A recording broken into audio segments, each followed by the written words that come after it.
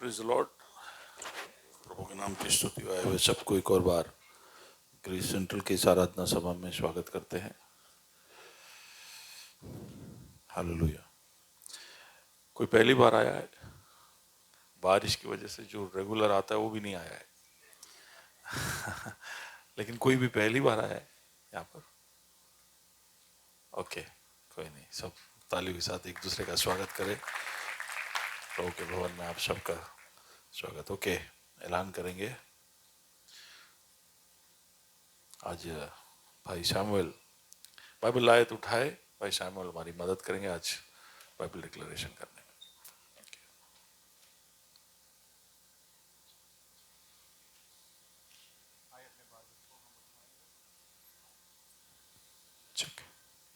आइए मिलकर हम इसकी घोषणा करेंगे। ये मेरा बाइबल है, ये प्रभु का प्रेरित वचन है, ये जीवित है, ये प्रबल है, ये चौके धार से काटता है, ये गहराई तक छेदता है, ये मेरे भावनाओं को परखता है, ये मेरे विचारों को जांचता है। ये उपदेश के लिए, समझाने के लिए, सुधारने के लिए, शिक्षा के लिए लाभदायक है। ये मेरे वार का हथियार है, ये मेरे बचाव का रहस्य है, ये मेरे पांव के लिए दीपक है, ये मेरे राह के लिए उजियाला है। इसने दिखाया कि मैं क्या था, यह याद कराता है कि मैं क्या हूँ, यह बताता है कि मैं क्या बनूंगा। इसकी ताजगी के लिए मैं तत्पर हूँ, इसे सुनने के लिए मैं बेताब हूँ, इसके छुटकारे के लिए बेताब हूँ। मैं इसे सुनने के लिए तैयार हूँ। हमारा खुदावन हमेशा हमेशा हमेशा हमेशा महिमा पाए, फजल और इत्मीनान हम पाए। आमीन।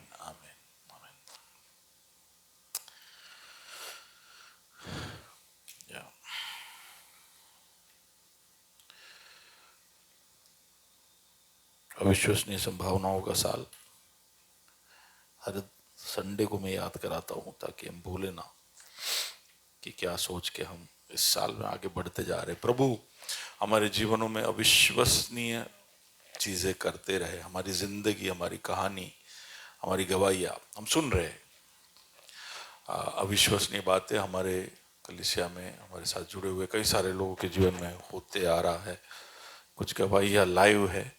अगर आप संपर्क में रहोगे तो आपको लाइव कमेंट्री मिलते रहेगा कि कैसे कैसे हो रहा है। तो अद्भुत है जो प्रभु हमारे बीच में कर रहा है।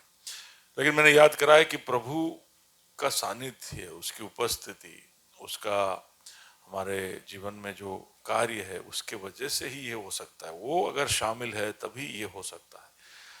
अगर हम ऐसा सोचे कि हमारे विश्वास के बलबूते पे, हमारे निर्णय शक्ति के बलबूते पे, या हमारे वचन के ज्ञान के बलबूते पे, या हमारे चर्च के बलबूते पे, या हमारी दोस्ती के बलबूते पे, अविश्वसनीय संभावनाएं परमेश्वर की उपस्थिति से ही और उसके सहयोग से ही और उसके सामर्थ्य से ही हो सकता है। और उसको हमारे जीवन में निरंतर शामिल करो तभी ये हम अनुभव करते रह सकते हैं।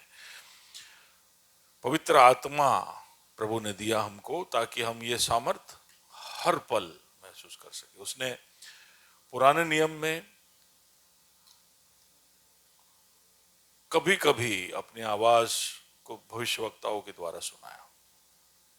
यीशु मसीह जब था तो उसके चेले निरंतर उसके साथ रहकर उसकी वाणी सुनते, उसको देखते, उसको महसूस करते।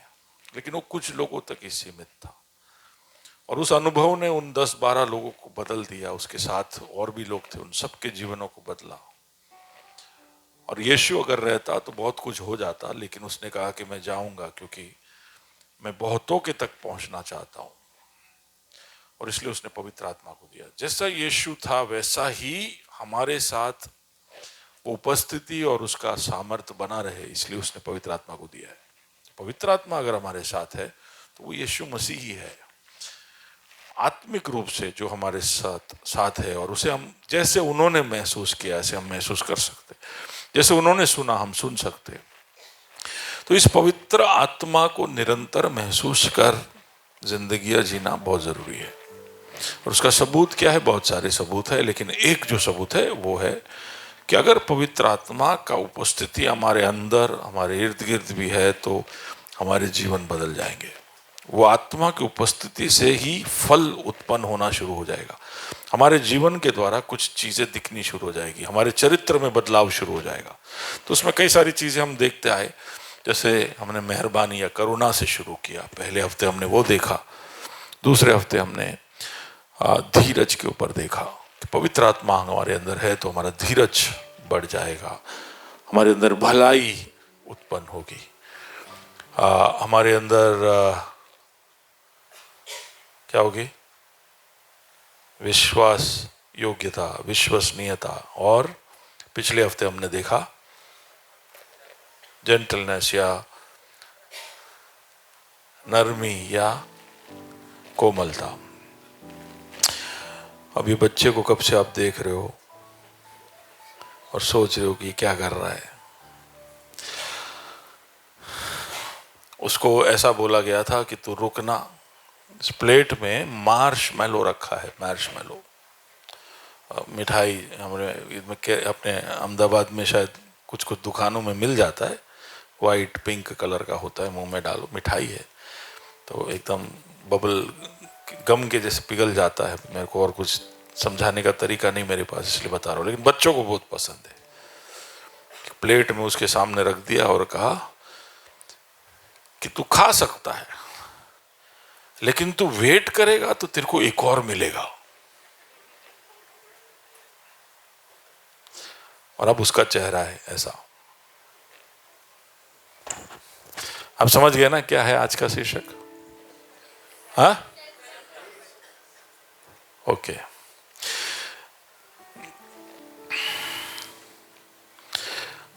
सबूत नंबर 6 की ओर हम बढ़ रहे हैं। कितने लोगों के घर में वॉशिंग मशीन है?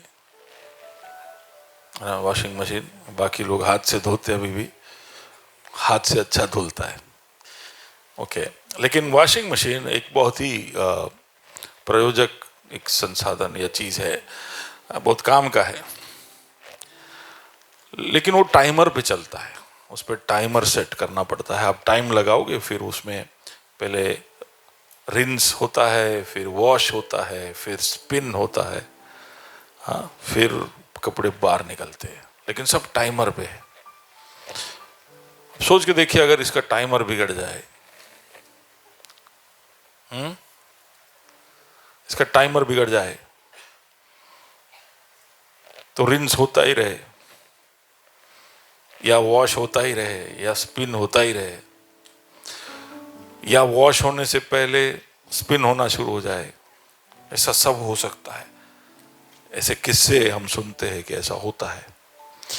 तो अगर वॉशिंग मशीन का टाइमर बिगड़ जाए तो हालांकि वो बहुत काम का एक चीज है, लेकिन टाइमर बिगड़ जाने की वजह से, उसका टाइमिंग बिगड़ने से वो परेशानी का कारण बन जाता है, becomes a reason to be a trouble something. ठीक उसी तरह गाड़ी भी बहुत ही उपयोगी चीज है, लेकिन अगर उसका ब्रेक बिगड़ जाए तो आप उसको रोक नहीं पाओगे, धीमा नहीं कर पाओगे, टक्कर मारने से बचा नहीं पाओगे। अब हमारे जीवन के अलग अलग परिस्थितियों में भी ऐसी चीजें होती है जहां पर ब्रेक नहीं लगता या टाइमर टाइम पे काम नहीं करता। तो हम करने निकले हैं, अभी पिछले 5 अलग अलग फलों के बारे में सीखते आए, है ना। तो ये हम करना चाहते हैं, भलाई करना चाहते हैं, we want to be kind. लेकिन कई बार भलाई करने से चूक जाते हैं, मेहरबानी दिखाने से चूक जाते हैं। कई बार जहां दिखाना नहीं है वहां पर हम दिखा लेते हैं। कई बार धीरज जहां रखना होता है वहां पर फ्रस्ट्रेशन बिल्ड होता है और फिर एक्सप्लोजन होता है। कई बार भलाई दिखाते दिखाते ध्यान खुदा पर या दूसरों पर नहीं, खुद पर आ जाता है। हम फिर कोई देख रहा है तभी भलाई करते हैं। या अगर आपने समझो विश्वसनीयता दिखानी है तो सबसे कमजोर घड़ी में विश्वसनीयता दम तोड़ देती है, या कोमलता आप नहीं दिखा पाते। ये सब होता है, ये जिंदगी की अलग अलग परिस्थितियों में होता है। ये सब अच्छी बातें हैं, काम की बातें हैं, लेकिन कुछ तो है जो मदद करता है कि सही वक्त पर ये दिखना चाहिए। जब हमें दिखाना है तब ये दिखना चाहिए, है हमारे अंदर।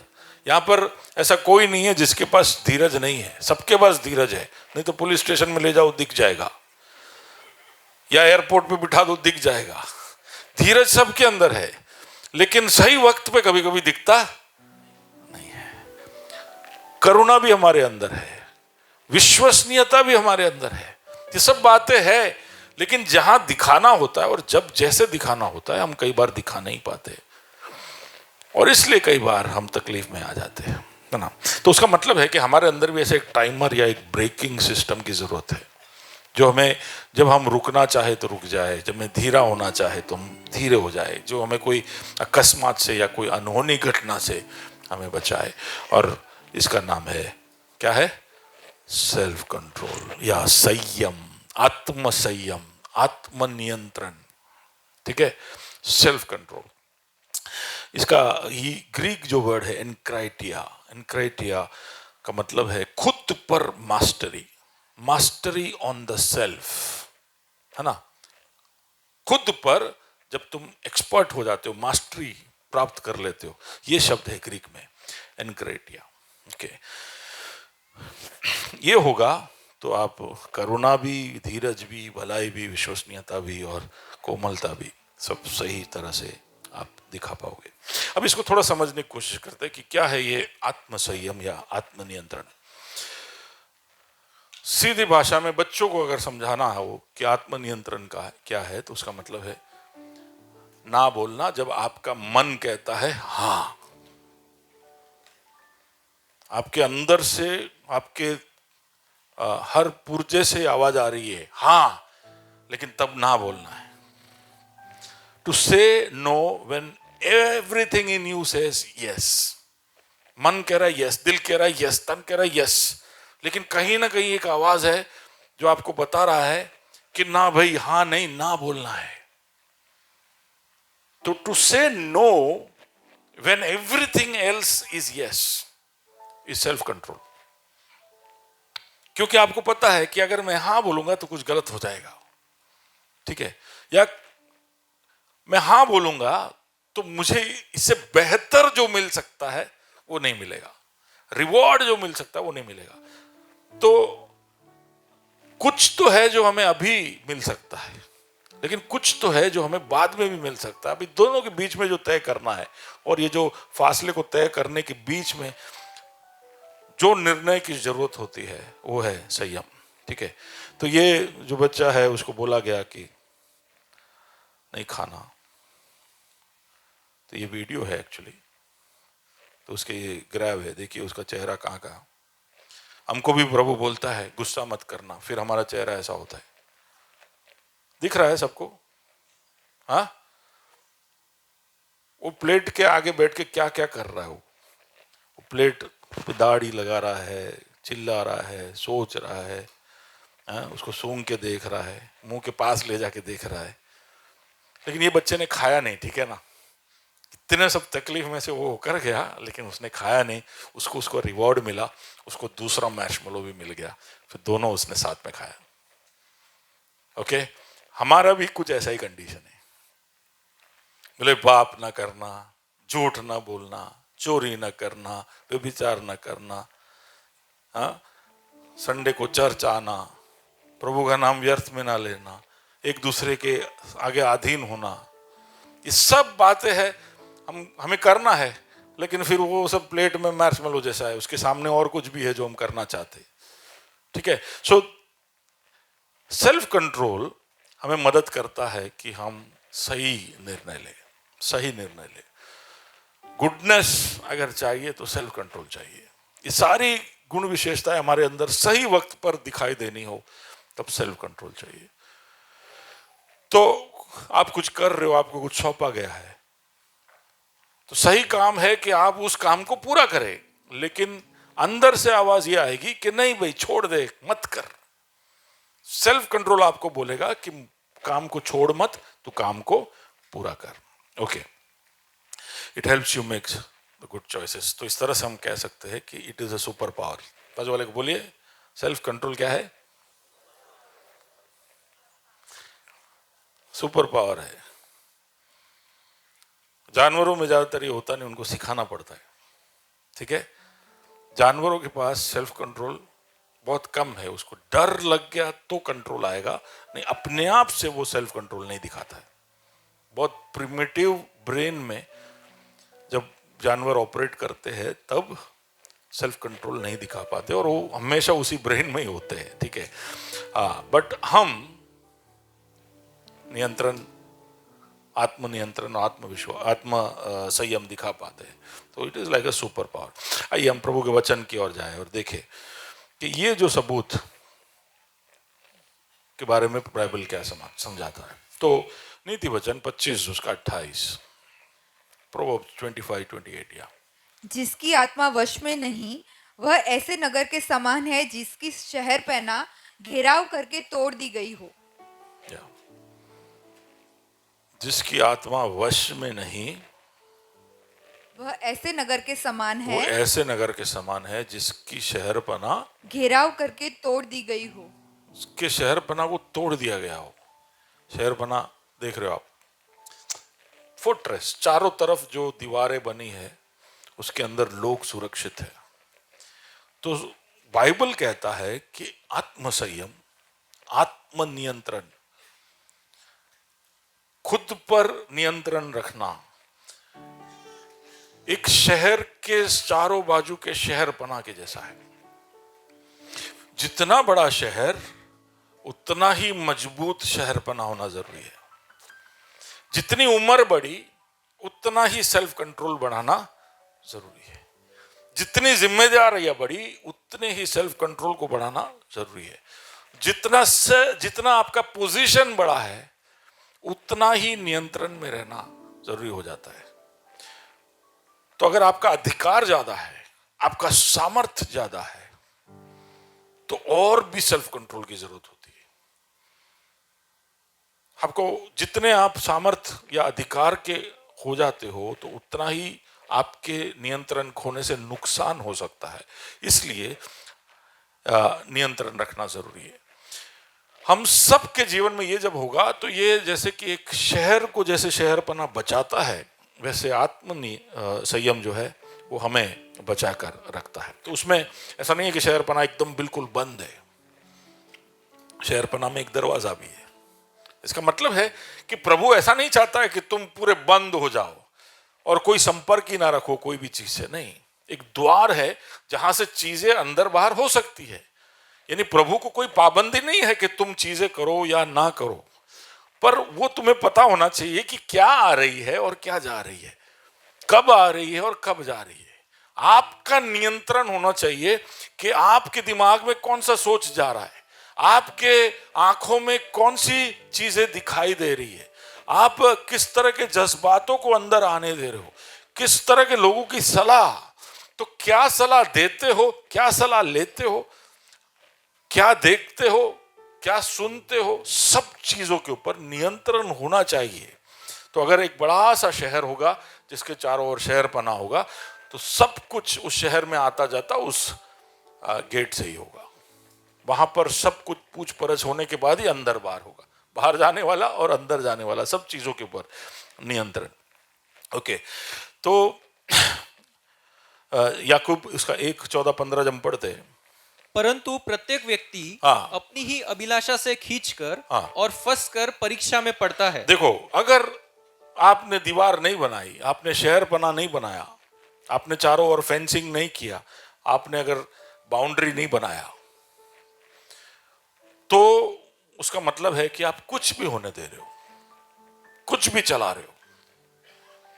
जब ऐसा होगा, वापस पढ़िए, परंतु प्रत्येक व्यक्ति हर व्यक्ति अपनी ही अभिलाषा से खींचकर अपनी अभिलाषा से खींचकर, यानी उसकी अभिलाषा कोई बाउंड्री में रहना नहीं चाहती, उसकी अभिलाषा सब कुछ करना चाहती है। सुलोमान ने ऐसे कहा कि मैंने अपने आंखों को जो भी उसने चाहा करने दिया, और फिर उसकी हालत क्या हो गई हम जानते हैं। हम सब बहुत कुछ करना चाहते हैं, अरे आ भी करूँ छे, आ भी જોઈએ છે, आ भी मारे छे, ये सब हमको लगता है। अभिलाषाओं का कोई लिमिट नहीं है, तो कहीं भी कुछ भी करेगा। हमारे सोच का कोई लिमिट नहीं हो, कहीं भी पहुंच जाएगा, कुछ भी चाहेगा। लेकिन हम सब दायरे बनाते, बाउंड्री बनाते, उसके अंदर रहकर हम कार्य करते, है ना। तो अगर ऐसा ना हो, और फंसकर परीक्षा में पड़ता है। तुम अभिलाषाओं को दायरे में नहीं रखोगे तो उसमें तुम फंस जाओगे और परीक्षा में पड़ोगे। ठीक है, फिर क्या लिखा है? फिर अभिलाषा गर्भवती होकर अभिलाषा गर्भवती हो जाती है। कैसे शब्दों का इस्तेमाल बाइबल करता है। तुम्हारा अभिलाषा अभी कुंवारा घूम रहा है, लेकिन इधर उधर बाउंड्री के बाहर जाएगा तो वो गर्भवती हो जाएगा। क्यों? क्योंकि उसको गर्भवती बनाने के लिए शैतान अपने एजेंटों को रखा हुआ है कि भाई ये अभिलाषा आए तो इसको गर्भवती कर देना, ताकि अब हमारा हक उस घर आने पर हो जाए। सुन रहे हो? अगर कोई किसी परिवार का कोई व्यक्ति अपने परिवार की कोई लड़की को गर्भवती बना दे तो फिर ऐसा हो जाए कि उसका बच्चा अब हमारे घर में, तो हमारे घर में उसका हक। आप समझ पा रहे हो?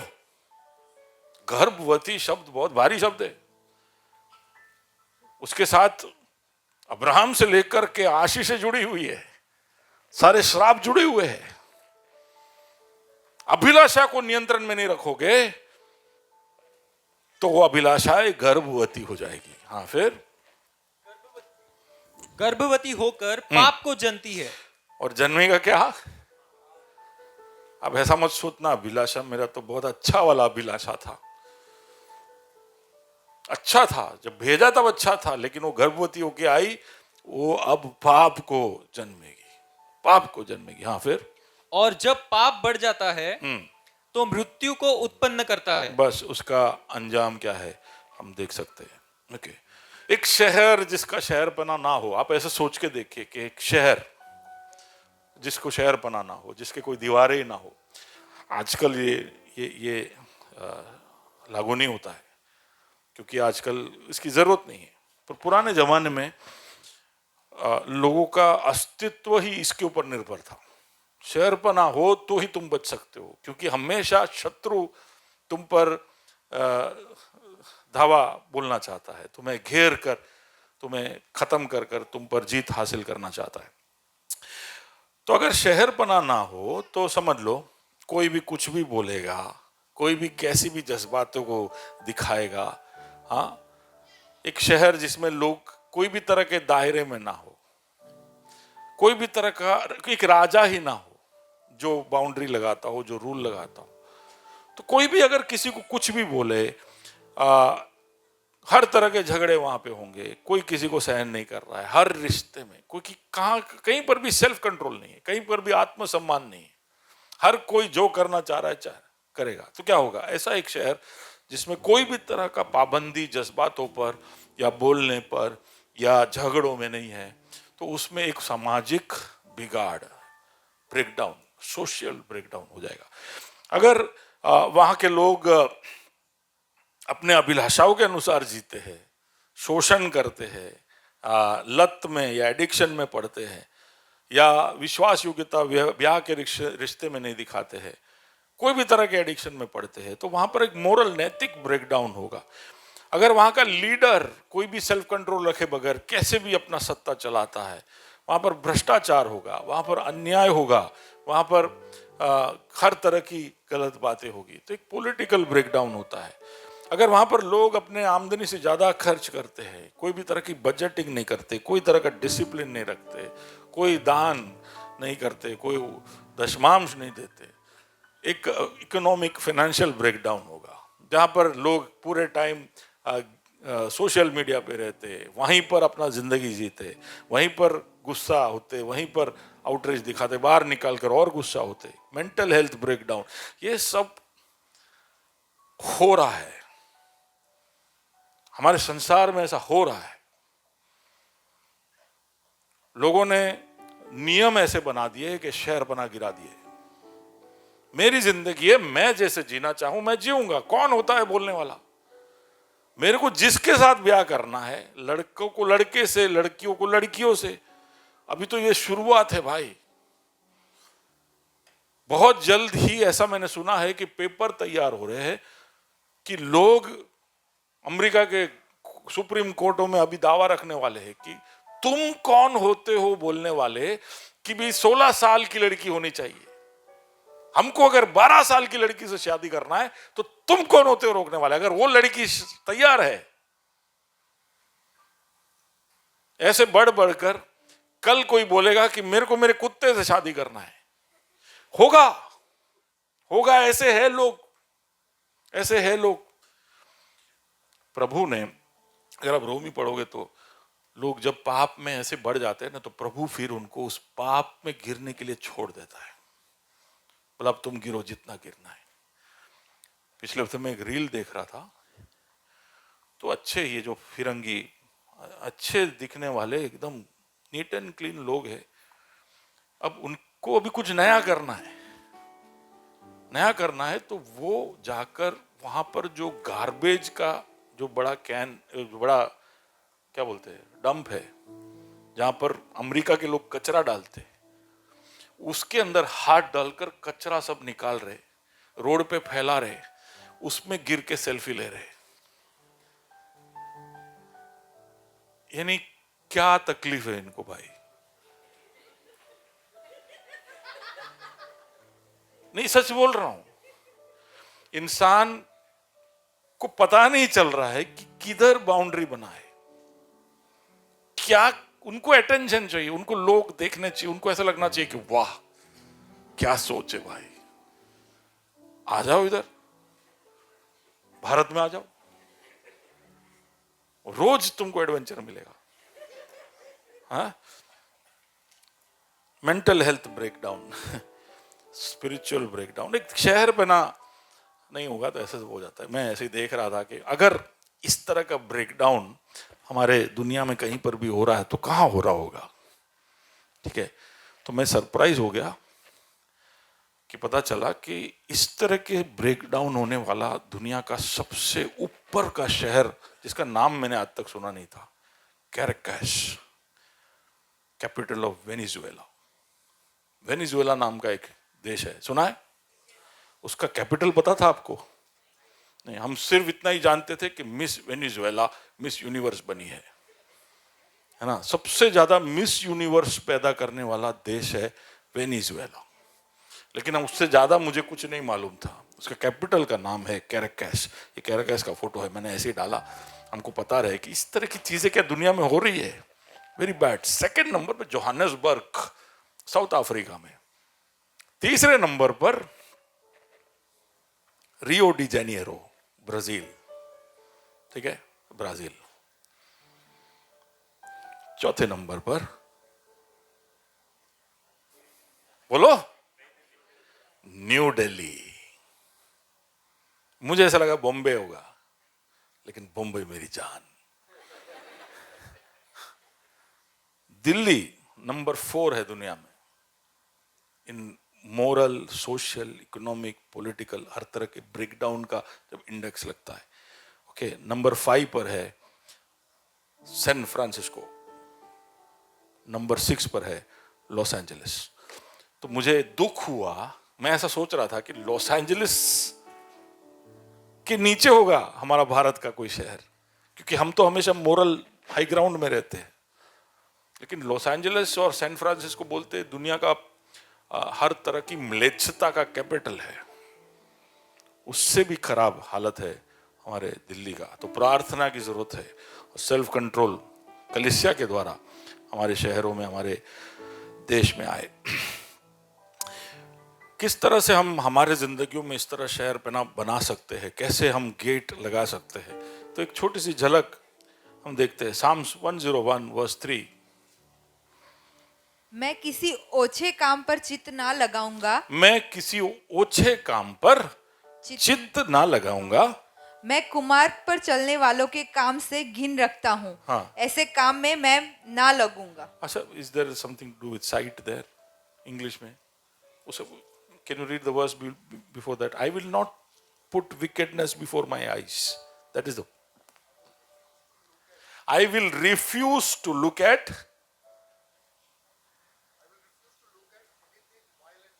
yes, anything that is vile and vulgar, I refuse to look. ठीक है, ये दीवार बनाना। अयूब ने ऐसा किया। अयूब ने, पढ़िए 31 वर्स 1। मैंने अपनी आंखों के साथ वाचा बांधी मैंने है। अपने आंखों के साथ वाचा बांधी। ऐसा भी हो सकता है, हम सिर्फ ढूंढते रहते हैं लड़कियों को या लड़कों को जिसके साथ वाचा बांधे और शादी कर ले, जबकि हमारे पास ऐसे अंग है जिसके साथ वाचा बांधते जा सकते हैं। सुन रहे हो? भाई मारे कॉन्ट्रैक्ट साइन कर, कॉन्ट्रैक्ट साइन कर, आंखों जोड़े कर। पहला make a covenant with your eyes. तो क्या, व्हाट इज अयूब डूइंग? मैंने मेरे आंखों के साथ वाचा बांधी है। वाचा बांधी, आंखों के साथ वाचा बांधी। Covenant with the eyes. और क्या था उसमें? फिर मैं किसी कुंवारी पर कैसे आंखें लगाऊं? तो उसने वाचा में ऐसा बांधा था कि मैं किसी कुंवारी पर बिना मतलब किया कोई गलत तरह से नजर नहीं रखूंगा। ऐसा उसने आंखों से कवेनेंट बनाया। और ये हुआ अयूब के बारे में कहता है कि इसके जैसा धर्मी इंसान पृथ्वी पर नहीं। तो ये दीवार बनाना, ठीक है ना, कवेनेंट बनाना। तो इस तरह हाथों से, पैरों से, नाक से, हर हमारे शरीर के हर अंग से हम कवेनेंट बना सकते हैं कि मैं गलत नहीं करूंगा। उसका मतलब है कि आप चुनाव कर रहे हो कि क्या आप देखोगे, व्हाट यू विल सी। ठीक है। Proverbs 17 verse 27-28। जो संभल कर बोलता है वह ज्ञानी ठहरता है, और जिसकी आत्मा शांत रहती है वही समझ वाला पुरुष ठहरता है। यानी समझ कर मैं बोलूंगा। ये एक निर्णय है कि कहीं भी हम बड़बड़ नहीं करो। कुछ लोगों को आदत है दिखाना कि भी मेरे को बहुत कुछ मालूम है, तो बोल बोल करते। पर ये निर्णय लेना कि मैं, बाजू वाले को बोलिए, आज मैंने कुछ बुलाया नहीं, बार बार बुलाए, बोलिए समझ कर बोलूंगा, विचार ही कईस। ओके। फोन पे देखो, व्हाट्सएप में इसलिए फायदा है, विचार के बोल सकते, सामने वाला विचार में ही रहता है कि यार ब्लू टिक આવી ગઈ, હવે કેમ रिप्लाई नहीं આવતું। पर इतने समझदार भी ना बनो कि बोलते ही नहीं हो। ठीक है कि बोले नहीं बोलना, ना बोलवा मां।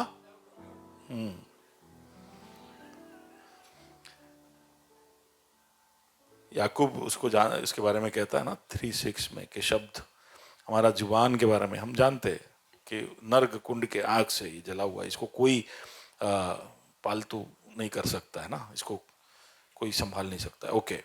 सो ये है दीवार बनाना कि मैं समझ कर, सोच समझ कर बोलूंगा। मुझे मालूम है कि इसमें से निकम्मे शब्द निकल सकते हैं, इसमें से ऐसे शब्द निकल सकते हैं जो दूसरों को चोट पहुंचाए, जो कोई काम के ना हो। तो इसलिए मैं दीवार बनाऊंगा, मैं सोच समझ कर ही बोलूंगा, धीरज से, धीरे। प्रभु का वचन बोलता है कि सुनने में तेज और बोलने में धीमे हो जाओ। ओके। फिर या दूसरा कोरिन्थी 10 उसका 4-5। क्योंकि हमारी लड़ाई के हथियार हाँ। शारीरिक नहीं, हाँ। पर घड़ों को ढा देने के लिए परमेश्वर के द्वारा सामर्थी है।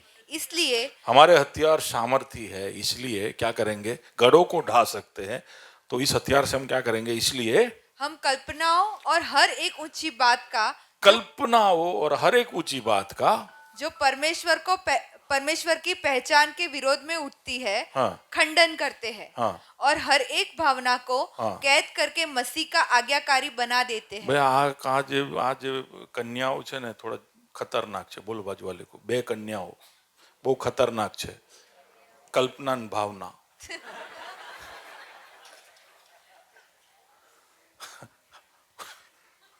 ये कन्या, इधर कोई है क्या कल्पना, इधर कोई कल्पना भावना इधर नहीं है ना। हाँ? ये थोड़े खतरनाक है, ये हमारे दिमाग के अंदर घूमते रहते हैं। कल्पना का मतलब है इमेजिनेशन, ऐसा कुछ जो ऐसा मूवी जैसा, जिफ, कम से कम जिफ जैसा चलता है। जिफ समझते हो? GIF के चैट में सब आता होगा। जिफ में कैसा होता है, 2-3 सेकंड का मूवमेंट होता है। तो थोड़ा भी मूवमेंट हो गया तो उसको कल्पना बोलते हैं। कल्पना थोड़ा लंबा कल्पना हो सकता है, कुछ लोगों का मूवी जितना लंबा कल्पना होता है। बड़ा विचारते, मुंगेरी लाल जैसे विचारते बस जता ही रहे। तो कुछ लोगों का कल्पना ऐसा, कुछ लोगों का जिफ जैसा।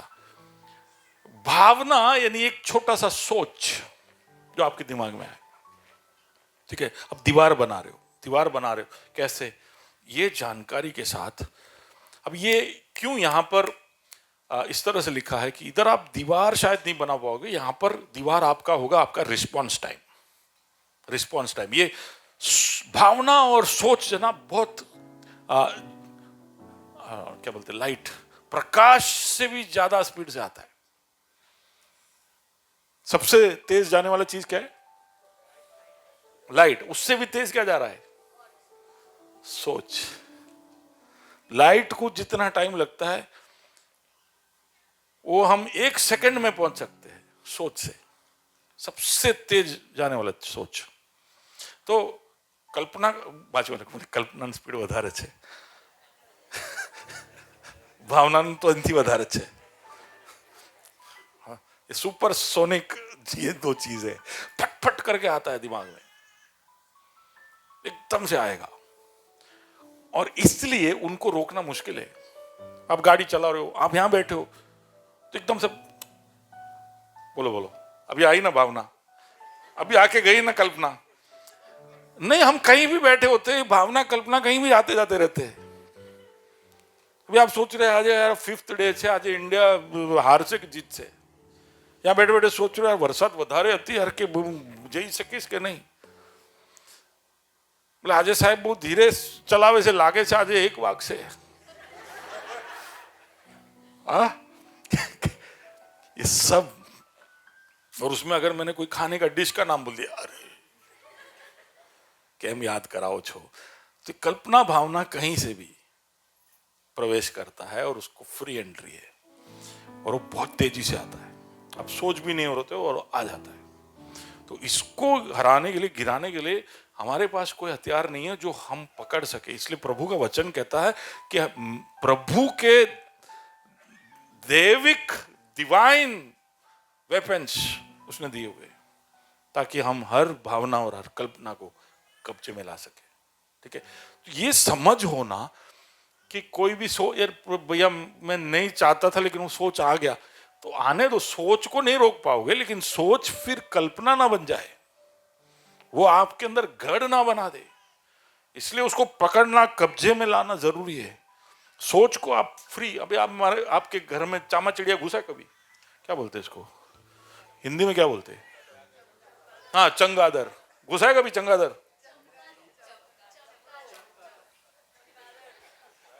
बैट घुसा है? कितने लोग हैं घर में बैट घुसा है? हाँ, तो फिर क्या किया आपने? फरवा दो इन्हें, बेचारो अंधारा में फरे छे।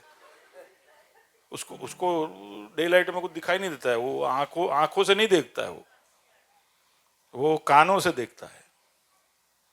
तो वो घूमते रहेगा, उसको नहीं पता आप सामने खड़े हो, पट करके टक्कर मार देगा। तो क्या बोला? चमका दर, ओके, चमका घर चमगादर, चमगादर घुसा तो हम नहीं उठ पाएंगे। हम इसको भगाए बगैर नहीं बैठ सकते। ठीक है ना? तो ठीक उसी तरह है कि ये भावना कल्पना घुसे तो फिर हम बैठ नहीं रह सकते। तो वो जानकारी होना कि चमगादर घुसा है और उसको निकालना जरूरी है, that is making a wall, दीवार बनाना। ओके, फिलिप्पी 4 और उसका 8, तो उसमें हम दायरे बना रहे हैं, तो कई बार गलत को रोक सकते हैं, लेकिन सही के लिए भी एक चुनाव करना, यानी दरवाजा। ठीक है, गलत को तो रोक दिया, दीवार ने रोक दिया, लेकिन सही के लिए दरवाजा क्या है? नहीं तो फिर अच्छी बातें भी नहीं आएगी अंदर। ओके, इसीलिए हाँ, हे भाइयों, जो बातें सत्य है, जो सत्य है, और जो बातें आदरणीय अब वो है, जो निकाल दो। ओके, हाँ, सत्य है, आदरणीय है, उचित है, पवित्र है, सुहावनी है, और मन भावनी है, और जो भी सद्गुण और प्रशंसा की बातें हैं, हाँ, उस पर ध्यान लगाओ। उस पर ध्यान लगाओ। थिंक ऑफ दिस थिंग्स, आपके थॉट्स में ऐसी चीजें आए, तो ये है सेल्फ कंट्रोल। इसमें ये सब शामिल है। सेल्फ कंट्रोल यही नहीं कि जब परीक्षा आए तो भागना है, मैं आऊ था हूं भाग्यो, पुलिस ने देखा એટલે હું ભાગ્યો, सेल्फ कंट्रोल नहीं वो नहीं है सेल्फ कंट्रोल। अपने आप को नुकसान से बचाना, जहां नो बोलना है नो बोलना, लेकिन जहां यस बोलना है वहां यस भी बोलना। तो आप ऐसा मत सोचना कि गढ़ बना के हम अपने आप को सुरक्षित अंदर बंद करके रख देंगे, उसमें हार होता है। अच्छी बातों के लिए दरवाजे को खोलना भी जरूरी है। ओके, और हमारे अभिलाषा के बारे में हम देख रहे थे, गलाती 5 और उसका 24, कैसे हम अभिलाषा के लिए कैसे किस तरह का दीवार बनता है। ओके, और जो मसीह यीशु के हैं उन्होंने शरीर को उसकी लालसाओं और अभिलाषाओं समेत क्रूस पर चढ़ा दिया है। ये औरतें सब कितनी डेंजरस देखा आपने, भावना, कल्पना, अभिलाषा, सब डेंजर है। इनको क्या करना है क्या करना है इनको? वापिस पढ़ो नहीं, इसका शादी नहीं हुआ तो पढ़ नहीं रहा है ये पढ़ो ना। और जो मसीह यीशु के हैं हाँ, उन्होंने शरीर को उसकी लालसाओं और अभिलाषाओं समेत क्रूस पर चढ़ा दिया है। हाँ, तो लालसाओं को क्रूस पे चढ़ाने से बाइबल कहता है हमारा अभिलाषाओं को प्रभु के अधीन करना है, आत्मा के अधीन होके जीना है। यह है गढ़ बनाना, है ना। तो ये तो खाली कुछ चीजें हमारी जिंदगी की। तो किस तरह से हम गढ़ बना सकते हैं, कैसे दायरे बांध सकते हैं, और इस तरह की दायरे बनाए जिसमें हमें पता होना चाहिए कि क्या आने देना है और क्या नहीं, क्या रोकना है और क्या नहीं। ओके, दूसरा पत्रस 1 उसका 5 से 6, ये करने के लिए पूरी कोशिश करनी चाहिए। आप ऐसा मत सोचे कि तो वो काम છે यार, આવું બધું તો કોણ કરે, આટલા બધા કેવી રીતે બધા લિમિટ બનાવે, बनाना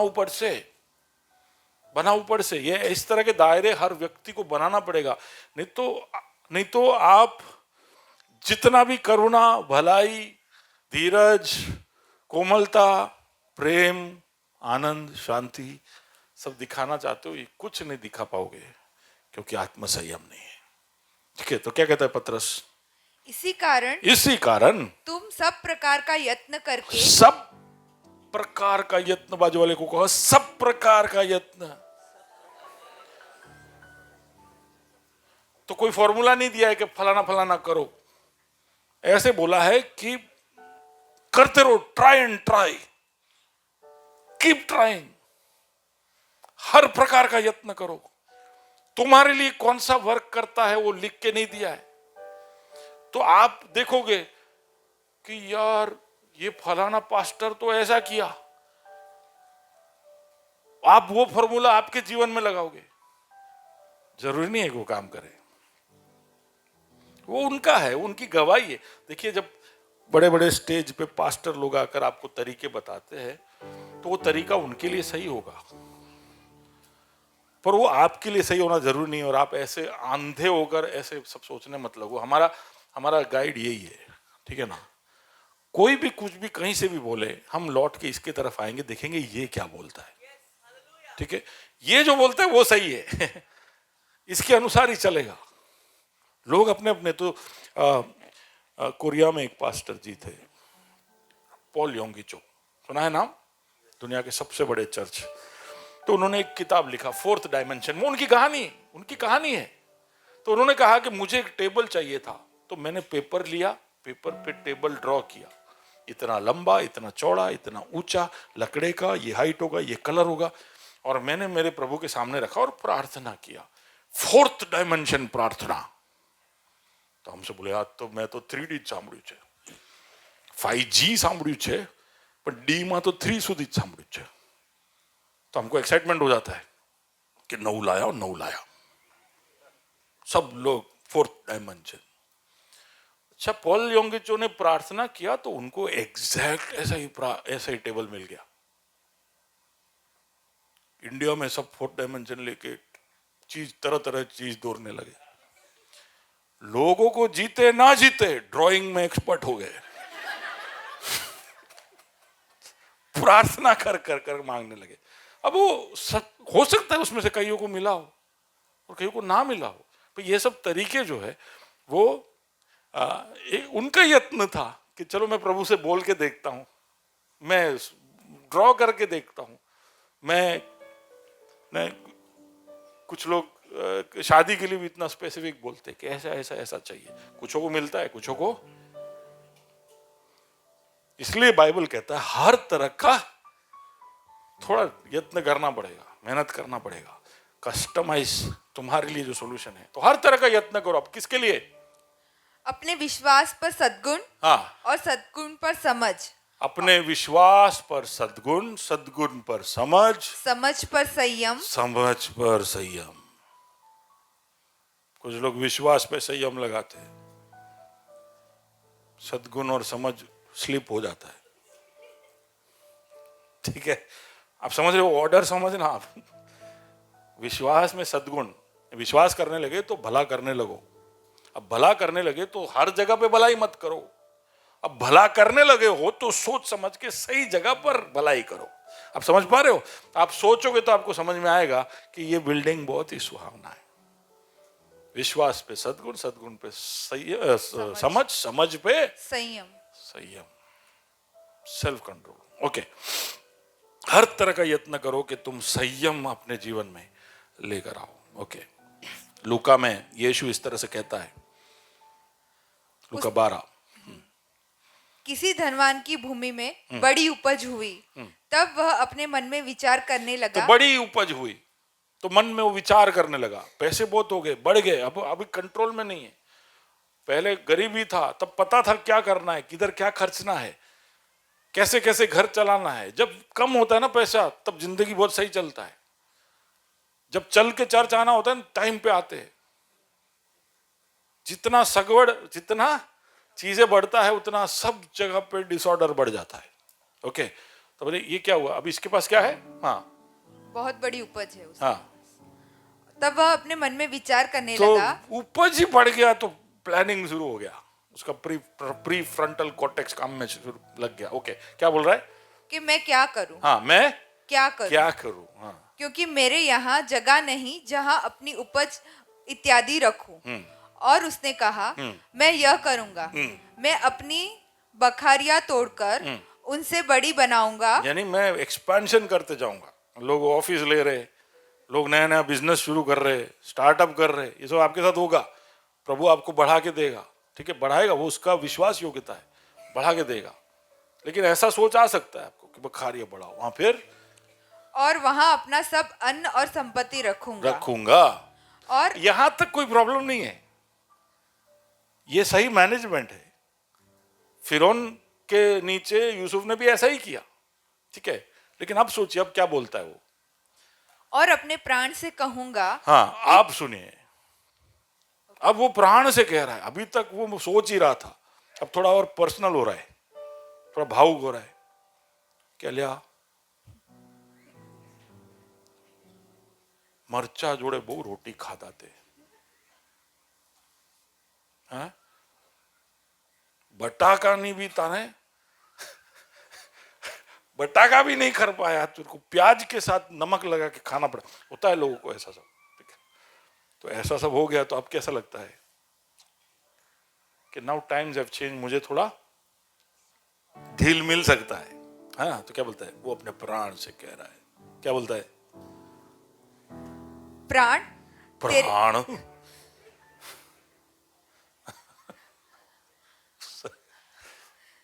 ओके, देखो लोगों के पास पैसे होते हैं ना, तो ये सब करते हैं। इसके पास कुछ नहीं होता है ना, वो खुदा खुदा बुला रहा होता है। मेरे को कल इसलिए प्रभु ने बोला कि धन्य है जो दीन है, धन्य है जो जिसके पास कुछ नहीं है, वो खुदा को याद करते रहेंगे। जिसके पास बहुत कुछ है वैसा प्राण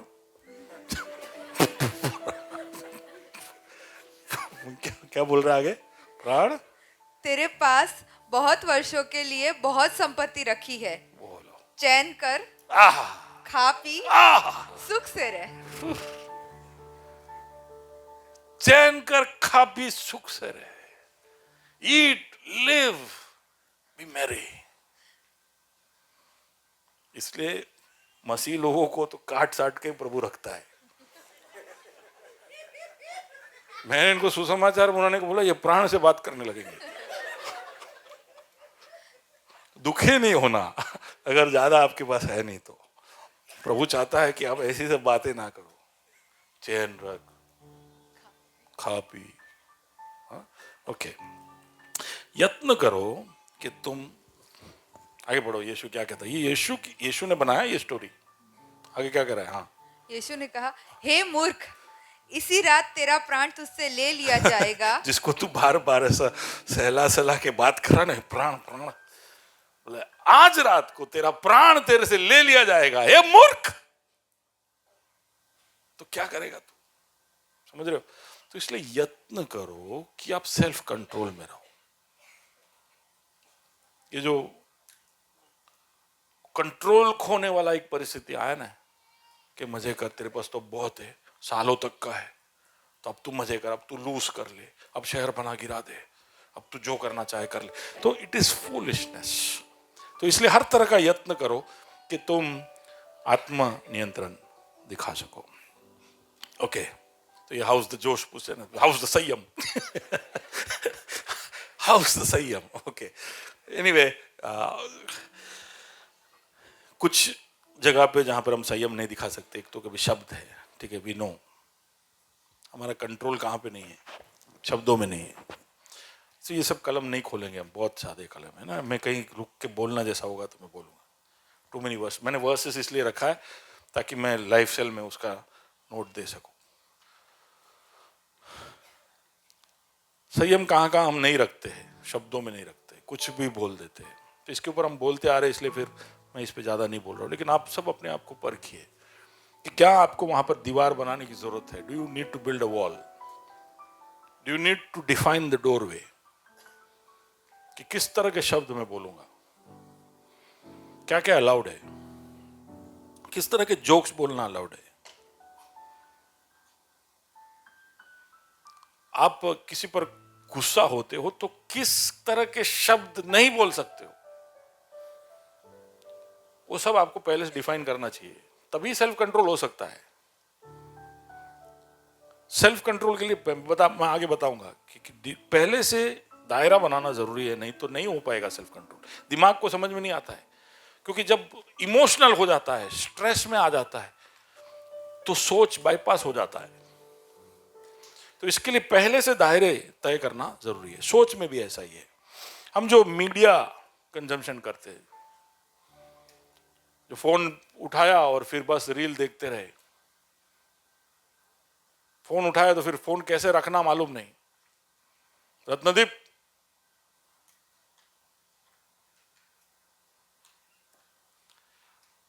भूख, एपेटाइट, प्यास, मनोरंजन, ये सब में भी कोई लिमिट नहीं रखते। वो मूर्ख के जैसे आप भी करते हैं। We don't have control. मैं कहता हूं ना कई बार कि हम विश्वासियों के लिए एक ही आशा है कि चर्च के बाद हम बिरयानी खाएं। नहीं, क्योंकि हम शराब पीते नहीं, शराब पीते नहीं, बराबर है कि हाँ कि ना? हाँ बोलिए, हाँ बोलिए। हम शराब पीते नहीं। इतना धीरे से आवाज क्यों आ रहा है? कोई पी रहा है ऐसा लग रहा है। हम शराब पीते नहीं।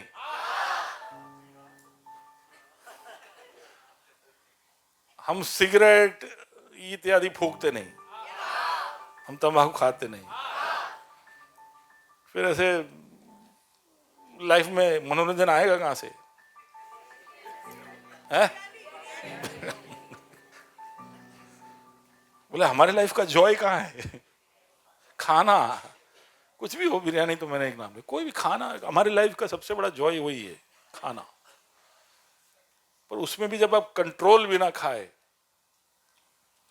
तो दैट इज नॉट अलाउड। उसको पेटूपन पाप के लिस्ट में एक आइटम है, ग्लटनी, पेटूपन। खाना देखा तो ऐसे खाना जैसे कि और कोई इधर है ही नहीं। कुछ लोग देखते ही नहीं कि कितने लोग बाकी है, खाते रहते हैं। ठीक है, मनोरंजन में भी हम यही करते हैं। We do that in pleasure. Pleasure लेना शुरू किया तो we don't know where to stop. Okay, okay, Hebrews 13:5 क्या कहता है? इब्रानी 13 और उसका 5, चीज ना संतुष्टि नहीं है। या तुम्हारा स्वभाव लोभ रहित हो, लोभ रहित हो, और जो तुम्हारे पास है हाँ। उसी पर संतोष करो। जो तुम्हारे पास है उसमें संतोष करो। ये हो सकता है? ये हो सकता है? देखिए, योजना बनाने में कोई गलती नहीं है, लेकिन जो है उसको देख के कुड़कुड़ाते रहना, इट इज इनग्रेटिट्यूड, थैंकलेसनेस। ये सोचना कि यार सबके पास 2 BHK, मेरे पास सिर्फ 1 BHK है, कि मुंह लटका के घूमते रहना, इज रॉन्ग, गलत है ये। तुम्हारे पास जो है उसमें खुश होना तुम सीखोगे, वो है थोड़ी चीजों में, छोटी चीजों में विश्वास योग्यता। तो इतना है तो इसमें खुश, प्रभु देख रहा है, प्रभु को मालूम है कि इसका परिवार बढ़ रहा है, इसको अभी एक और कमरे की जरूरत पड़ेगी, मालूम है कि नहीं? वो तो कप्तान है, वो शुभमन गिल थोड़ी है कि पता नहीं कौन से बॉलर को कब भेजे। अभी इस पे चर्चाएं हो रही है। हमारे कप्तान को मालूम है कि कब किसको क्या जरूरत है, हालेलुया, और उसके महिमा के धन के अनुसार वो पूरा करने वाला है। तो फिर हमें भरोसा रखना पड़ेगा, जो है उसमें संतुष्ट रहना सीखना पड़ेगा। कौन से एरिया जहां पे संतुष्टि नहीं आती है? सबसे बड़ा तो फोन पे ही संतुष्टि नहीं आती है। लेटेस्ट मॉडल लेने के बाद भी दिखता है कि यार अभी इसके पास इससे लेटेस्ट आ गया है। शादी करने के बाद संतुष्टि नहीं होती, बोले यार आना पास लेटेस्ट मॉडल आ गई यार। रेस्टोरेंट में बैठ के खाना खा रहे हो, बाजू वाले ने डिश मंगाया, ध्यान उधर है कि यार इसका डिश जोरदार लग रहा है, जो बिरयानी मंगाया वो भी नहीं खा पा रहे। संतुष्टि किस किस हद तक हम खो देते। प्रभु का वचन कहता है जो है उसमें संतुष्ट हो। आपके घर में, आपके पास, आपका गाड़ी, आपका घर, जो भी चीजें है, मैं कहता हूं उस सब की तरफ हाथ बढ़ा के धन्यवाद करो, धन्यवाद करो प्रभु। लोगों के पास छत नहीं है, गाड़ियां नहीं है। 85% इंडिया में ऐसे लोग हैं जिनके सर पे छत नहीं है। यह है एक स्टैटिस्टिक्स। प्रधानमंत्री बोलते रहते हैं, अब 85 का 84 हुआ होगा, तो भी एक बहुत बड़ा अमाउंट है जिसके पास छत नहीं। आप फ्रिज खोलो ना, तब याद रखना कि भारत के अंदर 80-90% लोगों ने फ्रिज देखा भी नहीं है। इतने लोग हैं भारत में, 1.4 बिलियन, ठीक है, 140 करोड़ लोग हैं। जहां भी जाओ लोग हैं। कोई भी स्टेशन से बाहर निकलो, कोई भी एयरपोर्ट से बाहर निकलो, लोग हैं। एक एक सैंपल है, उसमें हम भी है। इतने फ्रिज कोई कंपनी ने बनाए नहीं है। आपके पास जो है उसके लिए आप संतुष्ट रहो, बी हैप्पी। सेल्फ कंट्रोल वहां पर भी है कि हम संतुष्टि दिखाएं। कंज्यूमरिज्म की ये नहीं कि हम चीजें भरते जाए। हम चीजें रोक लेते लेकिन कपड़े नहीं रोक पाते।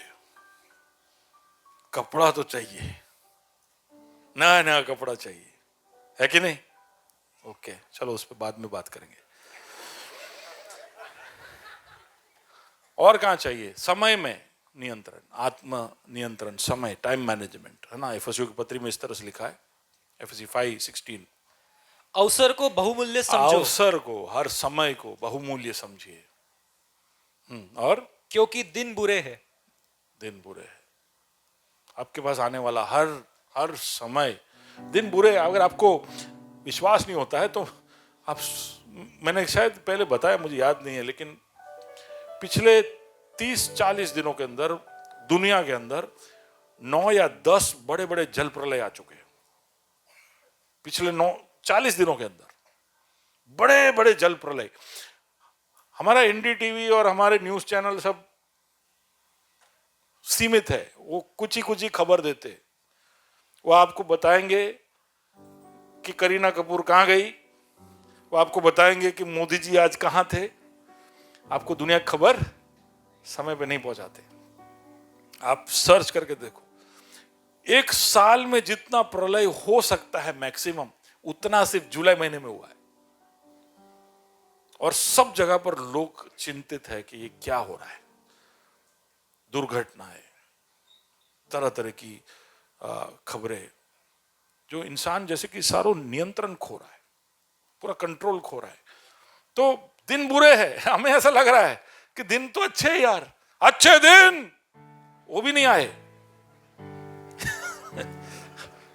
बाइबल पहले से बोल रहा है, क्या है कि बुरे दिन आ रहे हैं, अच्छे दिन नहीं आ रहे। तो हर अवसर का सही इस्तेमाल करना। ओके, फिर हमारे एंगर पर संयम, है ना, इमोशन, जज्बातों पर संयम। Let me not go there. हमारे लैंगिकता पर, सेक्सुअल टेम्पटेशन पर,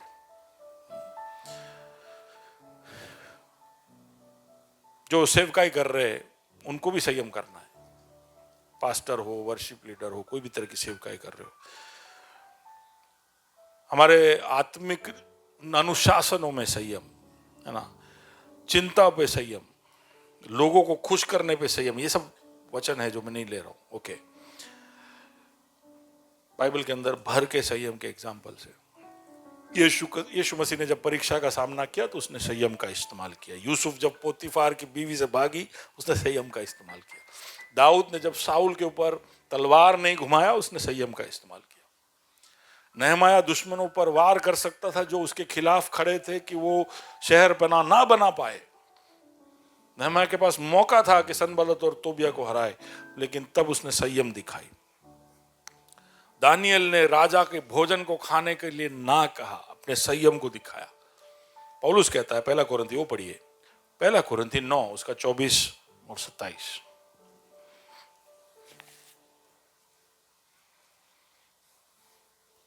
परंतु मैं अपनी देह को मारता, कूटता और वश में लाता हूं। देखो ये कितना हर तरह का यत्न कर रहा है ये। मैं मेरी देह को मारता, कूटता। थोड़ी देर के लिए वो जैन बन गया। जैन लोग ऐसे करते हैं, शरीर को तड़पाते हैं, शरीर के ऊपर वो यातनाएं, इसलिए वो चप्पल भी नहीं पहनते। वो तरह तरह की चीजें करते हैं ताकि शरीर की अभिलाषाओं और उसकी लालसाओं को मारे, पर उससे वो उद्धार तो नहीं पाएंगे। पर बहुत संयम वो अपने जीवन में दिखाते हैं। पौल कहता है, मैं मेरे शरीर को और उसके अभिलाषाओं को मारता, कूटता, हाँ फिर, और वश में लाता हूं, और उसको मैं वश में लाता हूं। मैं तो ऐसा वो मुहर्रम नहीं हो रहा था, ठीक है ना। पता है आपको मुहर्रम में क्या होता है? मुहर्रम में लोग चाबुक लेके निकलते हैं और फिर एक मारते मारते ऐसे ताजिया निकलता है।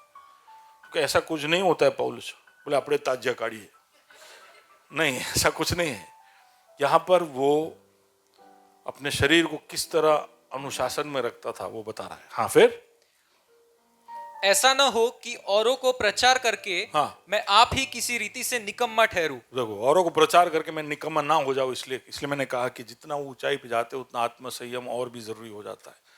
कंट्रोल बहुत जरूरी हो जाता है। तुम नहीं अपने आप को बिना कंट्रोल के रख सकते जब तुम प्रमोशन चाहते हो। तो यहाँ पर शशांक बोला मेरा प्रमोशन हुआ, प्रशांत बोला मेरा प्रमोशन हुआ। यहाँ पर कई सारे लोग प्रमोशन की राह देख रहे हैं। जितना प्रमोशन होगा उतना सेल्फ कंट्रोल बढ़ाना पड़ेगा। कुछ लोग का प्रमोशन बच्चे बढ़ते बढ़ते हो जाते हैं, उनको भी आत्मसंयम ज्यादा दिखाना पड़ेगा। ओके, आगे बढ़ो, वहीं पे 24 के आगे। पहला कुरिन्थी 9 उसका 25 पढ़िए। हर एक पहलवान सब प्रकार का संयम करता है। वे तो एक मुरझाने वाले मुकुट को पाने के लिए यह सब करते हैं। पहलवान कितना संयम दिखाते हैं तो देख लेना चाहिए। पहलवान क्या क्या सेल्फ कंट्रोल दिखाता है। अब पहलवान सोल्जर हो, लड़ाई कुश्ती लड़ने वाला पहलवान हो, कोई भी हो, उनका पूरा रेजिमेंट होता है। रेजिमेंट बोलते हैं उसको, कि कितने बजे उठेगा, क्या खाएगा। उसका खाना सोच के आपको तकलीफ हो जाएगा। आप विराट कोहली को पूछो सुबह आप क्या खाते हो, तो बोले मैं 6 अंडा खाता हूँ और कुछ नहीं खाते हो, कॉर्नफ्लेक्स, रोटी, ब्रेड, फिर बाद में बोले मैं दोपहर को 500 ग्राम चिकन खाता हूं, ऐसा कुछ वो बोला था जो आप नहीं खा सकते हो, लेकिन वो फिक्स है उसका। उसको देखा है, विराट कोहली को देखा है? हेलो, नहीं देखा है? मोदी को ही देखा है। विराट कोहली को देखा है कि नहीं? उस कितना फिट है वो बंदा, पता है आपको कैसे? मैं जलते रहता हूं, पर उसका रेजिमेन है, उसका कंट्रोल है, क्या खाता क्या पीता, स्ट्रिक्ट रहता है वो। तो पौलुस भी ऐसा ही था, मारता कूटता, एक पहलवान अपने ऊपर संयम दिखाता है। फिर परंतु हम तो उस मुकुट के लिए करते हैं हाँ। जो मुरझाने का नहीं। हाँ, ये जो मुरझाने वाले मुकुट के लिए करता है, हम तो ना मुरझाने वाले मुकुट के लिए कर रहे हैं। तो फिर हमको कितना और संयम दिखाना चाहिए। मोटिवेट कर रहा है, ठीक है, आगे। इसीलिए मैं तो इसी रीति से दौड़ता हूँ, हाँ। परंतु लक्ष्यहीन नहीं। मैं भी इसी रीति से मुक्कों से लड़ता हूँ, परंतु उसके समान नहीं जो हवा पीटता हुआ लड़ता है। तो ये सब थोड़ा सा स्टडी करना, ये भैया ये क्या लिख रहा है, ये लक्ष्यहीन नहीं दौड़ रहा है, हवा में मुक्के नहीं मार रहा है, ये सब क्या बोल रहा है पौलुस? पौलुस ये बोल रहा है कि बिल्कुल स्ट्रिक्ट, खाली बातें नहीं कर रहा था, किसी भी दिशा में दौड़ नहीं रहा था। मेरा डायरेक्शन सेट था, मेरा टारगेट सेट था, मैं सब कुछ सेट करके स्ट्रिक्ट रेजिमेंट में मैं मेरा जीवन चलाता था। क्यों? क्योंकि मुझे निकम्मा नहीं बनना है। आत्म संयम नहीं होगा तो तुम क्या हो जाओगे? मूर्ख और निकम्मे। और आगे 27। या परंतु मैं अपनी देह को मारता कूटता और वश में लाता हूँ, या ऐसा न हो कि औरों को प्रचार करके मैं आप ही किसी रीति से निकम्मा ठहरूं। ओके, तो ये थे सक्सेसफुल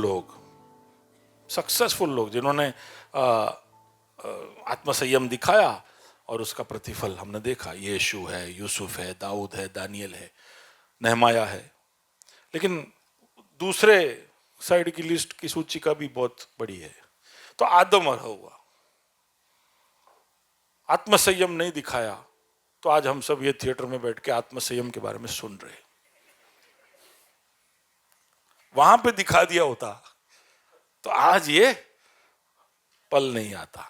काइन और आबेल, आत्मसंयम ना दिखाने की वजह से प्रभु ने काइन को वार्निंग दिया कि पाप तेरे द्वार पर खटखटाकर खड़ा है, दस्तक देकर खड़ा है, पर उसका आत्मसंयम काम नहीं किया। वो जाकर उसके भाई को मार गिराया। एसाऊ हंटिंग करके आया है, उसका भाई चालाक, दाल का बोलते, मूंग दाल का, मसूर दाल का क्या बनाया? पायसम, खीर बनाया या कुछ भी बनाया, स्मेल से रहा नहीं गया उसको। जानते हैं ना स्टोरी? मसूर दाल के लिए उसने अपना उत्तराधिकार को खो दिया। सेल्फ कंट्रोल नहीं था। शिमशोन ने, दलीला ने उसको कई बार पूछा कि तेरे ताकत का रहस्य क्या है, तेरे ताकत का रहस्य क्या है? ये न्यायों की पुस्तक 16वें अध्याय में देख सकते हो। तो उसका ताकत का रहस्य उसके लंबे बाल थे। लंबे बाल उगाता, बाल काटते नहीं थे, पर वो बाल में कोई ताकत नहीं था। ऐसा मत सोचना कि वो सुपर पावर था उसका। पर उसको ये प्रभु ने वाचा, इसको कहा था कि तुम बाल नहीं काटोगे, और उसके आदर या सम्मान में प्रभु ने उसको सामर्थ्य दी थी। लेकिन उसने बाल कटवा दिया तो उसकी सामर्थ्य चली गई। तो दलाइला ने उसको कई बार पूछा, लेकिन सैमसन पहले तो रोकते रहा, लेकिन आखिर में वो हार मान गया। ऐसे कहते हैं कि दलाइला ने उसको अपने क्या बोलते हैं, लैप, क्या बोलेंगे, गोदी में उसको सहलाया। Dear Samson, darling, tell me. तो फिर अब इतने प्यार से कोई पूछे तो बोल ही देना पड़ेगा। तो उसने दे दिया सीक्रेट। आत्मसंयम खोया। देखो, ये सब ने आत्मसंयम खोया तो कितना बड़ा नुकसान हुआ।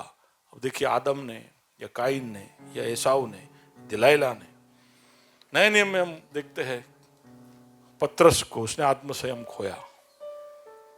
यूदा को देखते हैं, हम अनन्या सफीरा को देखते हैं, पतरस उसको पूछता है तभी भी वो झूठ बोलता है।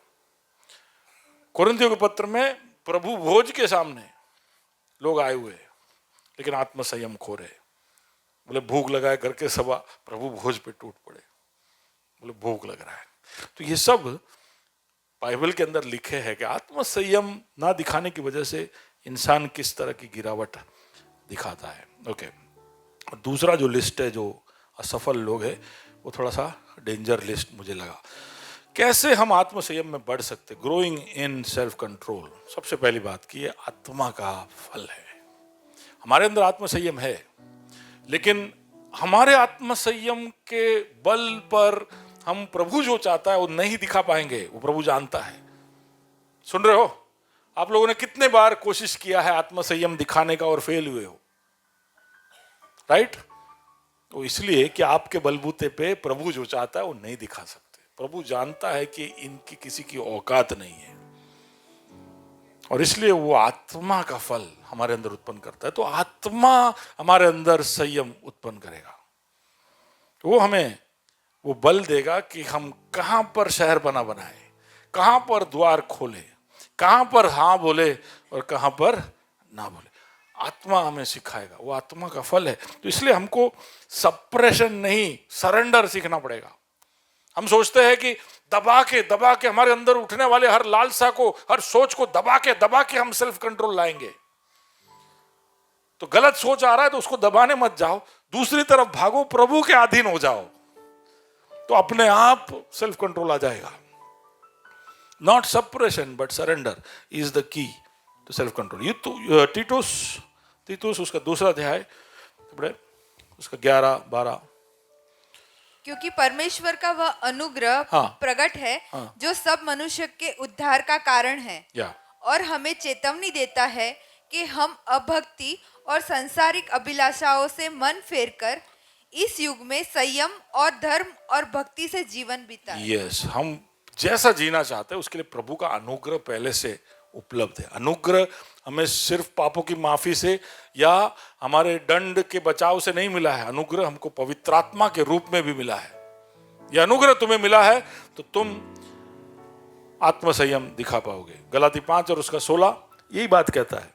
या पर मैं कहता हूँ आत्मा के अनुसार चलो तो तुम शरीर की लालसा किसी रीति से पूरी न करोगे। तो आत्मा के अनुसार चलना क्यों इतना जरूरी है? आत्मसंयम जो हमारे लिए शहरपना है वो बनाने के लिए हमें उसके अनुसार चलना पड़ेगा। रोमी 12 और उसका 2 में एक बहुत ही महत्वपूर्ण बात लिखा है कि आत्मसंयम को बढ़ाना है तो तुम्हारे मन को नया करो, रिन्यू योर माइंड। बाजू वाले को बोलिए renew your mind, renew your mind. पढ़िए जरा चैप्टर रोमन्स 12:2। या इस संसार के सदृश ना बनो, हाँ, परंतु तुम्हारे मन के नए हो जाने मन के नए हो जाने से। तो मन को नया करना पड़ेगा। प्रभु का वचन कहता है कि तुम्हारे मन को नया करते रहना पड़ेगा। मन के अंदर तरह तरह की चीजें, मैं बोल रहा, भावना, कल्पना, अभिलाषा, ये सब घूमते रहते हैं अंदर, तो इसलिए वो बिगाड़ते रहेंगे। तो उसको नया करते रहना पड़ेगा, हर दिन नया करते रहना पड़ेगा। ठीक है? तो जब कमरे पुराने हो जाते तो हम व्हाइट वॉश करके उसको नया करते है कि नहीं? कोई भी चीज पुराना हो जाता है तो फिर उसको नया करने के हमारे पास तरीके हैं। मन को भी नया करिए। हाँ, तुम्हारे मन के नए हो जाने से तुम्हारा चाल चलन भी बदलता है। तुम्हारा चाल चलन मन की वजह से बदलता जाएगा, तुम्हारे डिटर्मिनेशन के नहीं। तुमने सोच लिया इसलिए नहीं होगा, मैनिफेस्टेशन से नहीं होगा, तुम्हारे मन के नए हो जाने से तुम्हारा चाल चलन बदलेगा। अब ये नया कैसे करे? तो वैसे तो हम बहुत बार जानते हैं मन को नया करना, लेकिन आज मैं एक दूसरे दृष्टिकोण से इस बात आपके सामने रखना चाहता हूँ। हमारे दिमाग का ये हमारा ब्रेन ऐसा दिखता है। ओके, दिख रहा है? ये आपका ब्रेन दिख रहा है। ओके, तो इसके अंदर जो ब्लू रंग का दिखा है ना, वो है प्री फ्रंटल कॉर्टेक्स। सही है ना? जो है ना, हाँ, या तो प्री फ्रंटल कॉर्टेक्स ये भाग है। करिए सब ऐसे। ओके, तो कभी कभी इधर जो दुखता है ना जब, तो समझ लेना कि आज बहु विचारी એટલે बहु स्ट्रेस ले। ये भाग में, ये वो भाग है जहां पे रीजनिंग, सोचने का काम चलता है। Reasoning, planning, decision making, impulse control, ये सब यहां पे होता है। ओके, नाम बोलिए वापस। फ्रंटल यानी आगे, प्री फ्रंटल कॉर्टेक्स, ये ब्रेन का एक भाग है। बाजू वाले को बोलो ग्रेसमा आवाથી બહુ શીખવાનું મળે છે। ओके, पूरा सोचना यहां पे चलता है, प्री फ्रंटल कॉर्टेक्स, जो ब्लू कलर का एरिया है वहां पे चलता है। तो जब जिंदगी, Ayaan come here, come here, okay, तो जब जिंदगी एकदम नॉर्मल और साधारण चल रहा होता है, नॉर्मल चल रहा होता है, तब जो भी सोच है वो सीधा प्री फ्रंटल कॉर्टेक्स के अंदर ही जाता है। हमारा सोचने का काम जो भी है वो सब यहाँ पे ही चल रहा होता है। तो अभी आपसे बात कर रहा हूँ, खास करके आयान को डांटने के बाद, तो अभी आप लोग सब ज्यादा अलर्ट हो गए। तो अभी कहाँ से सोचना हो रहा है? यहीं पे हो रहा है, प्री फ्रंटल कॉर्टेक्स पे हो रहा है। ओके, तो मैंने कहा कि reasoning, planning, impulse control, decision making, हाँ, डिलेड ग्रेटिफिकेशन, कंट्रोल भी, कि मुझे अभी नहीं, बाद में, मैं बाद में करूंगा, बाद में करूंगी, या कोई गोल है आपका, गोल सेटिंग कर रहे हो, ये सब यहीं पे होता है। ठीक है, जब नॉर्मल हो सब तब। लेकिन जब स्ट्रेस में आ जाता है या परीक्षा में होता है, सुन रहे हो, जब स्ट्रेस में होता है, जब अचानक से यहां पे शेर आ जाए तो क्या होगा? क्या हो जाए? तुम लोग सब सीट पे बैठ जाओगे, है ना? अचानक से बिहेवियर चेंज, स्ट्रेस में आ गए, तब ऐसा नहीं सोचेंगे क्यों खोटू ला, क्यों लागे कि આપણે આમ ખુરશી પર આમ બેસ, ऐसा नहीं सोचेंगे कि અત્યારે હું सेल्फी लूं तो क्यों देखा है, ऐसा नहीं सोचेंगे। हम कैसे बैठ जाएंगे? क्यों? क्योंकि हम प्री फ्रंटल कॉर्टेक्स का इस्तेमाल नहीं कर रहे। जब स्ट्रेस में आते हैं तो और भी ब्रेन का जो नीचे का भाग है, जो उसको एमिगडला है, एमिगडला और लिम्बिक सिस्टम्स, ये सब काम में शुरू हो जाते हैं। तो आपका जो सोचने का काम है वो बाईपास हो जाता है। तो शेर आया तो आप सोचोगे नहीं कि अरे शेर नु वजन सूचे, ये ऐसा सब नहीं सोचोगे, भयानक देखा, ऐसा नहीं सोचोगे। शेर आया प्रिच खड़े, वो क्योंकि आपके ब्रेन के सबसे निचले भाग से वो डिसीजन हो रहा है, एमिगडला से डिसीजन हो रहा है। ओके, तो उसमें या तो आप भागोगे या लड़ाई करोगे या आप वहीं पे स्तब्ध हो जाओगे। दूसरा क्या होता है, स्ट्रेस होता है तो उसी वक्त कॉर्टिसोल नाम का हार्मोन हम सबके शरीर के अंदर है। ठीक है, प्रभु का वचन बोलता है मन को नया करो, पर मैं आपको पीछे का फिजियोलॉजी बता रहा हूं। जैसे ही स्ट्रेस आएगा या परीक्षा आएगी, टेम्पटेशन, कोई भी लुभावना चीज आपके सामने दिखाई देगा, तो आपके प्री फ्रंटल कॉर्टेक्स में कॉर्टिसोल रिलीज होता है, हार्मोन है ये होता है, हर एक के अंदर होता है। और ये कॉर्टिसोल होने की वजह से ये हमारा फ्रंटल कॉर्टेक्स ढंग से काम नहीं करता है, थोड़ी देर के लिए वो सुन्न हो जाता है। इसलिए सारा डिसीजन नीचे के सिस्टम से होता है। आप हो मेरे साथ? ओके, तो उसका मतलब है कि जब ऐसा होता है, कॉर्टिसोल जब प्री फ्रंटल पे आ जाता है, तो आपका डिसीजन मेकिंग पेचीदा हो जाता है। आप अलग अलग फिजूल के निर्णय लेना शुरू कर देते हो। आप मुझे अभी चाहिए करके आप टेंट्रम करते हो। आप इंपल्स पे चलोगे, आपका जज्बात आपके ऊपर टेक ओवर कर लेता है। डोपामाइन तय करेगा कि अगला डिसीजन आप क्या लोगे। ये हमारे अंदर हो रहा है। ओके, अब इसको ये समझना जरूरी है कि हर बार जब आप स्ट्रेस में या परीक्षा में आ रहे हो, तो हर बार आपका जो थिंकिंग ब्रेन है वो शट डाउन या उसके ऊपर पर्दा लग रहा है। ऐसा समझ लो कि आप गाड़ी चला रहे हो और किसी ने आपके विंड स्क्रीन पे कीचड़ मार दिया, तब आप कैसे गाड़ी चलाओगे? समझ रहे हो? तो आप जब स्ट्रेस में आते हो तो कीचड़ गिर रहा है, आप जब परीक्षा के सामने आते हो तो आपके प्री फ्रंटल पे कीचड़ गिर रहा है, आप देख नहीं पा रहे हो, लेकिन अब आपको आगे बढ़ना है तो क्या करोगे? तो that is why I am just explaining कि क्या होता है। अगर इसमें अगर हम थके हुए हो या अगले रात को सोए ना हो या फिर भूख लग रही हो, तो ये मामला और कॉम्प्लिकेट हो जाता है। समझ रहे हो? अगर आप नॉर्मल है और तब कॉर्टिसोल आ रहा है तो फिर भी आप उसके ऊपर चढ़ाव कर पाओगे, लेकिन अगर आप थके हुए हो या पूरी रात सोए नहीं या भूख लगा हो, तो फिर आप और भी वीक हो जाते हो। ओके, ठीक है। तो इस तरह से हमारा ब्रेन ऑपरेट करता है। ये जानकारी हमारे पास होना जरूरी है। लेकिन एक और चीज जो मैं आपको बताना चाहता हूं वो है ऑटोमेटिक हैबिट्स। जोर से बोलिए, ऑटोमेटिक हैबिट्स। ये भी ब्रेन का एक तरीका है सोचने का। तो जो चीज आप बार बार करते रहोगे तो ब्रेन एक पैटर्न सीख लेगा और वो करना शुरू कर देगा। जैसे कि आप गाड़ी चला रहे हो तो पहले जब गाड़ी चला रहे थे तो आप कंफ्यूज हो जाते थे कि ब्रेक किधर, क्लच किधर, एक्सीलेटर किधर, आप कंफ्यूज रहते थे। यार आ कोने बनाव्યું છે? 3 પેડલ નીચે, 2 પગ અને ગવર્નર भी પકડવાનું અને गियर भी બદલવાનું। આ બધું કેવી રીતે થાય? लगा ऐसा आपको कभी? हाँ? लेकिन अभी मस्ती से चलाते हो कि नहीं? हाँ? अभी कभी सोचते भी हो? अभी आपका ब्रेन को मालूम पेडल किधर है। हाँ, अभी तो आप बिंदास टेक्सटिंग करते हो, दोनों हाथ छोड़ के, गवर्नर छोड़ के चलाते हो, है कि नहीं? क्यों? क्योंकि आपका ब्रेन जो है वो ऑटोमेटिक सीख गया।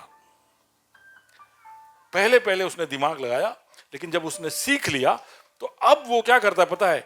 अब वो ब्रेन का दूसरा एक भाग है जो अब ड्राइविंग को संभालता है। तो आप जब ड्राइविंग कर रहे हो तो दिमाग लगाना नहीं पड़ता है कि नहीं? है कि नहीं लीजा? हाँ, ड्राइविंग जब कर रहे हो दिमाग भावना, कल्पना सब घूमते रहती है दिमाग में। ऐसा नहीं सोच रहे गाड़ी सामने से आ रही, ये सब दिखता है, वो हमारा ब्रेन ऑटोमेटिक सब करता है। ठीक है, तो ये ऑटोमेटिक हैबिट जो बार बार आप जब करोगे तो आपका ब्रेन ये सीख लेगा। तो वो क्यों ऐसा करता है? क्योंकि हमारा ब्रेन बहुत एफिशिएंट है, बहुत सही काम करता है। तो उसको मालूम है कि अब इसमें सोचने की जरूरत नहीं है, तो उसको ऑटो सिस्टम ऑटोमेटिक में डाल देता है और ब्रेन हमारा फ्री हो जाता है। बोले ड्राइविंग तो मैं सौंपी दी तुझे, अब कहीं विचारवानु हुए तो को, समझ रहे? ब्रेन ऐसा हो जाता है, it is ready for thinking. इसलिए उसको बोलते हैं न्यूरल पाथवेज।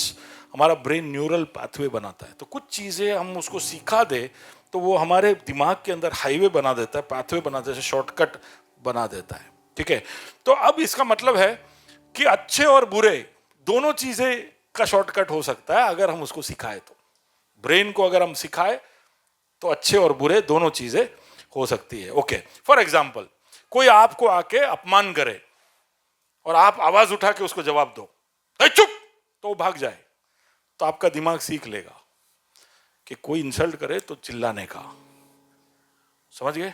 तो हर अगली बार जब कोई आपको इंसल्ट करेगा तो आप चिल्लाओगे और आप उसको चुप कर दोगे, तो आपका ब्रेन सीख जाएगा।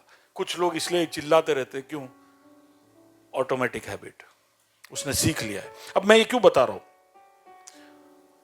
मैं इसलिए बता रहा हूं कि अगर ऐसा है तो कुछ चीजें बार बार करने से हम हमारे ब्रेन को सिखा सकते हैं।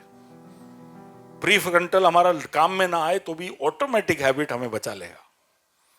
प्रभु का वचन क्या कहता है? नियमित रूप से कुछ चीजें क्या करो, है कि नहीं? हाँ, नियमित रूप से आप शारीरिक एक्सरसाइज या अभ्यास से ज्यादा धार्मिकता या भक्ति की ओर ध्यान लगाओ। तो उससे क्या होता है? नियमित रूप से आप कुछ चीजें करोगे तो आपका दिमाग वो सीख लेगा, न्यूरल पाथवे बना लेगा, ऑटोमेटिक हैबिट आपके बचाव में आएगा। ओके, कैसे करने का? ओ चलो, लेट्स मूव अहेड। ओके, तो उसका मतलब है कि we will have to strengthen our brain operation and our thinking process. कैसे? प्लानिंग करते, प्रैक्टिस करके, एंगेज करते, डिसीजंस लेके, डिसिप्लिन लेते, रिफ्लेक्शन। इसका मतलब है कि निरंतर दिमाग को काम में लगाने वाली चीजें करते रहो। ओके, सुन रहे हो? हम में से कई लोग ऐसे हैं जो बोलते हैं कि यार सोचने का काम सब हमने दूसरों को दे दिया है, हमको बताओ क्या करने का, हम करेंगे। कितने लोग हैं ऐसे कि भाई हमको बताओ क्या करने का, सोचने का काम हमको नहीं, हम कंफ्यूज हो जाते हैं। लेकिन सोचने का काम उठाओ, बाजू वाले को बोलो सोचने का काम उठाओ। इससे हमारा दिमाग धार वाला तेज रहेगा। ओके, दिमाग तेज रहेगा, इसको सोचने का काम दो, उसको प्लानिंग कराओ, उससे थिंकिंग कराओ, उससे रीजनिंग कराओ। इसलिए कुछ लोग पढ़ते रहते, जो पढ़ते रहते ना हमेशा शार्प रहते, एक के बाद एक कोर्स करते रहते, वो शार्प रहते, क्योंकि दिमाग उनका सोचते रहता है, उनका प्री फ्रंटल कॉर्टेक्स एकदम एक्टिव रहता है। कुछ लोगों का प्री फ्रंटल कॉर्टेक्स सोने चला गया है, वो 10वीं में चला गया था, अभी तक जागा नहीं है। उसके बाद दूसरे लोग जिंदगी का निर्णय लेते हैं। सुनो, अच्छा लगता है कि मेरे लाइफ का निर्णय और कोई ले रहा है, मुझे आराम से जीना मिल रहा है, गलत है ये सोच। इसलिए आपके दिमाग को प्लानिंग में, डिसीजन मेकिंग में, goal setting, strategy, games, mental health के, मेंटल मैथ, वीडियो गेम कुछ खेलते हो तो जिससे मैथ, आपका दिमाग फास्ट काम, ऐसा सब काम करते रहो। इससे आपका दिमाग रिन्यू हो जाएगा, ताजा रहेगा। अब हो मेरे साथ? ओके, तो रिन्यू योर माइंड का एक दूसरा पहलू मैंने दिया कि माइंड को कैसे शार्प किया जा सकता है। ओके, आप दायरे पहले से फिक्स करो, जैसे दानियल या यूसुफ ने किया था। 1 तिमोथी 4 उसका 7-8।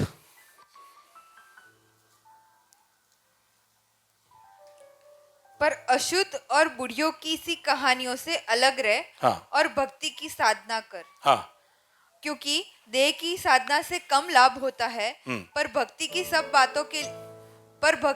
बातों के लिए लाभदायक है। या तो ये समझना कि क्या लाभदायक है और उसके लिए रुक जाना, ठीक है? तो नहीं, उसका मतलब है कैसे कर सकते हैं हमारे जिंदगी में। भूख लग रहा है तब खाओ मत, प्यास लग रहा है तो पियो मत, नींद आ रहा है तब सो मत। समझ में आ रहा है? कुछ लोगों को भूख लगा तो तुरंत उठ के जाके खा लेते, तो हमारा ब्रेन क्या सीख रहा है? भूख लगे तो खा लेने का। कल और कोई परीक्षा आएगी तभी भी ब्रेन ऐसा ही सोचेगा, परीक्षा आई कर लेने का। तो आपको ब्रेन को सिखाना पड़ेगा, भूख लगी है 15 मिनट गैप, प्यास लगी है 5 मिनट गैप। समझ रहे हो? समझ में आ रहा है? तो तुरंत आप जो चाहते हो वो नहीं करोगे, तो आप आपके ब्रेन को सिखा रहे हो कि भाई रुकना अच्छी बात है, हर बार जो इच्छा होती है वो करके देना जरूरी नहीं है। ओके, एक सांस लो, एक रुक जाओ, take a breath, take a pause. Proverbs 29:11। या मूर्ख अपने सारे मन की बात खोल देता है, हाँ। परंतु बुद्धिमान अपने मन को रोकता और शांत कर देता है। हम शांत कर देता है। बॉडी शांत हो जाएगा तो ब्रेन भी शांत हो जाएगा, आपको सोचने के लिए वक्त मिलेगा। Okay, take a breath, take a pause. Self control improve करने के लिए कुछ सुझाव। ओके, छोटे छोटे गोल बनाओ और उसको पूरा करो, है ना। हम कभी कभी बड़ा गोल करते कि 15 किलो कम करिश, तो फिर नहीं होता है। छोटा गोल रखो, 1 किलो कम करिश, ये हो जाएगा, अच्छा लगेगा। समझ में आ रहा है? छोटे गोल रखो, फिर आप ऐसे सहलाओ, ये प्राण बहुत सारू करियो। सेल्फ मास्टरिंग, छोटे छोटे गोल पूरे कर। ओके, और सबसे अहम बात है कि जो चीजें आपको पता है कि आपको संयम रखने में या खोने में मजबूर करेगी, ऐसी चीजों के पास न चाहिए। वो चीजें जो आपको मजबूर करे, ऐसे जगह पर आप नहीं जाइए, है ना। तो लूका 22 और 40 में, लूक 22:20, उस जगह पहुंचकर उसने उनसे कहा, प्रार्थना करो कि तुम परीक्षा में न पड़ो। हाँ, प्रार्थना करो कि तुम परीक्षा में ना पड़ो, परीक्षा में ना पड़ो। प्रार्थना जब उसने सिखाया तभी भी हमको रोज बोलने को सिखाया कि प्रभु तू हमने परीक्षाओं में ना ले जा, तू मत लेके जा हमको परीक्षा, क्योंकि वो जायंट है, परीक्षा एक जायंट है, उधर जाने की जरूरत ही नहीं है। ऐसे कोई जगह पे जाने का नहीं जहां पर आपको लगता है कि यहाँ पर बहुत मेरा कसौटी होने वाला है, मैं यहाँ पर मेरा चुनौती होने वाला है, उसको अवॉइड करो। हाँ, पर दूसरी तरफ जो अच्छी बात है उसमें अपने ब्रेन को ट्रेन करो। Okay, this is it. Self control प्रभु चाहता है कि हमारे अंदर दिखाई दे। बाकी सारी चीजों के साथ साथ आत्मसंयम का होना भी जरूरी है। आशा है कि आप इस बातों को अपने दिल के अंदर संग्रह कर रखोगे। आइए आंखें बंद करें और प्रभु की ओर देखें। प्रभु, तेरा वचन हमारे आत्मा और हमारे प्राण और हमारे मन और हमारे शरीर और हमारे अनंत जीवन के लाभ के लिए कई सारी चीजें प्रबंध कर देता है। कई चीजें हम समझ नहीं पाते खुदा, लेकिन प्रभु जी तू हमारे दिल की आंखों को और मन को खोलना, ताकि हम चीजों को जैसा चाहिए वैसे समझ पाए। आज हमने आत्म संयम के बारे में सीखा। एक शहर बना के जैसा है हमारे चारों ओर। प्रभु जी, हम हमारे जीवन के हर पहलू में आत्म संयम दिखाने वाले बन जाए। प्रभु जी, तू उसमें अव्वल नंबर पर है। आत्म संयम तूने दिखाया और इसलिए प्रभु जी तेरा जीवन एक जयवंत जीवन रहा। हालेलुया। प्रभु जी, तू हमारी मदद करना कि आत्म संयम हमारे जीवन के हर पहलू में हम दिखा पाए, हमारे सोच में दिखा पाए, हमारे बोली में दिखा पाए, हमारे निर्णयों में दिखा पाए प्रभु जी। और उसको बढ़ाने के लिए जो जो कदम हमको उठाने हैं, हमारे मन को हम नया करें प्रभु जी, तुझ पर हम और आश्रित हो जाए प्रभु जी। हर तरह का यत्न करें कि प्रभु जी हम हमारे विश्वास पर सद्गुण, सद्गुण पर समझ और समझ पर आत्म संयम जोड़े। शारीरिक अभ्यास से लाभ होता है, लेकिन प्रभु जी आत्म संयम दिखाकर हम हमारे लिए और भी लाभ प्राप्त कर सकते हैं। खुदावंत, यहाँ पर बैठे हुए सबकी तू मदद करना। आत्मा के फल जो हमारे लिए तेरे उपस्थिति के सबूत है, उसके विषय में हम देख रहे खुदा, तो हमारी मदद करना कि इन गुण विशेषताओं को हमारे जीवन में हम देख पाए, दिखाने वाले बन पाए। ये फल का लाभ प्रभु जी हमारे संपर्क में आने वाले लोगों को हो पाए। बातों के लिए प्रभु जी तुझे धन्यवाद देते हैं। हालेलुया, हालेलुया, धन्यवाद जीसस।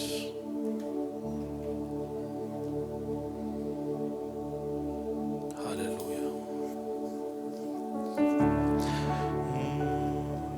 स्तब्ध है, सोच रहे हैं क्या कहे, निशब्द है तेरे सामने खुदा, है खुदा। तेरे प्यार ने हमको है छुआ, तेरे ही रहेंगे हम सदा सर्वदा, है खुदा। हम गाए होसैना, हम गाए होसैना, हम गाए होसैना, होसैना, होसैना। हम गाए होसैना, गाए होसैना, हम गाए होसैना, होसैना, होसैना।